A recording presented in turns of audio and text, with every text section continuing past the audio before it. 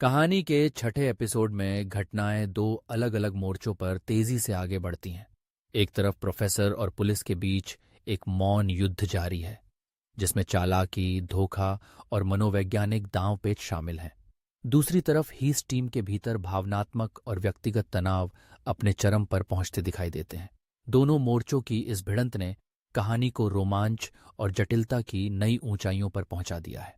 Professor अब भी अपनी पहचान छिपाए हुए राक्वेल के करीब पहुंचने की कोशिश कर रहा है।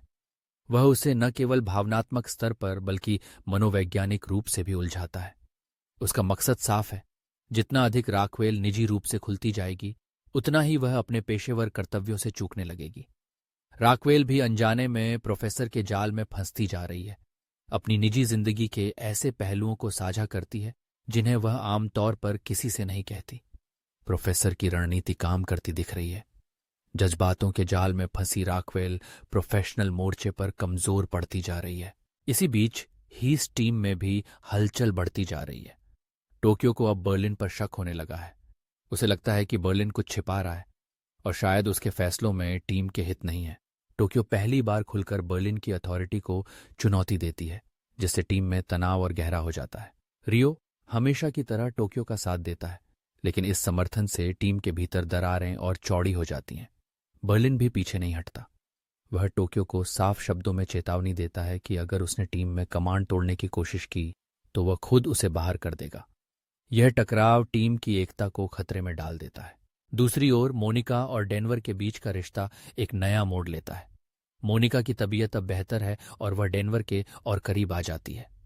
वह डेनवर को बताती है कि वह गर्भवती है।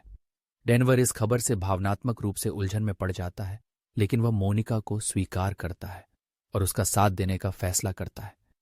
दोनों के बीच शारीरिक और भावनात्मक नज़दीकी बढ़ती है।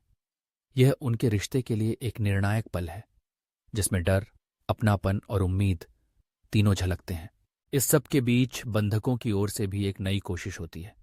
आर्टुरो, जो पहले भी भागने की कोशिशें कर चुका है, इस बार एक गुप्त संदेश लिखता है और उसे एक बंधक के कपड़ों में छुपा देता है ताकि पुलिस तक खबर पहुंचा सके।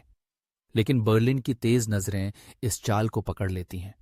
वह उस बंधक को अलग कर देता है, यह साबित करते हुए कि वह न सिर्फ बेरहम है बल्कि बेवकूफ भी नहीं है। उसके फैसले टीम में डर और अनुशासन दोनों बनाए रखते हैं।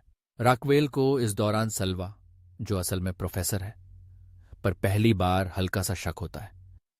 कोई छोटी सी बात या फिर एक कॉफी का कप उसे सोचने पर मजबूर कर देता है कि कहीं उसके सामने जो आदमी है वह वही मास्टरमाइंड तो नहीं जिसे वह ढूंढ रही है।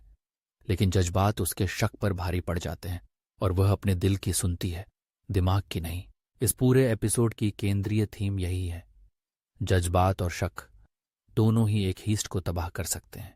जब लोग अपने निजी भावनाओं के बहाव में बह जाते हैं या जब उन पर शक का साया मंडराता है तो टीम की एकता और मिशन दोनों खतरे में पड़ जाते हैं। एपिसोड के अंत में एक चौंका देने वाला मोड़ आता है।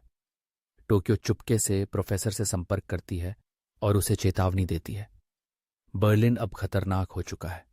अगर तुमने कुछ नहीं किया तो मैं खुद कुछ करूंगी। प्रोफेसर रेडियो पर जवाब देने की कोशिश करता है, लेकिन कोई उत्तर नहीं मिलता। आखिरी दृश्य में बर्लिन सीधे कैमरे की ओर देखता है और कहता है, तुम सब मुझे कम आंक रहे हो। इसी रहस्य और तनाव के साथ एपिसोड समाप्त होता है। दर्शकों को अगले अध्याय के लिए बेसब्र छोड़ देता है।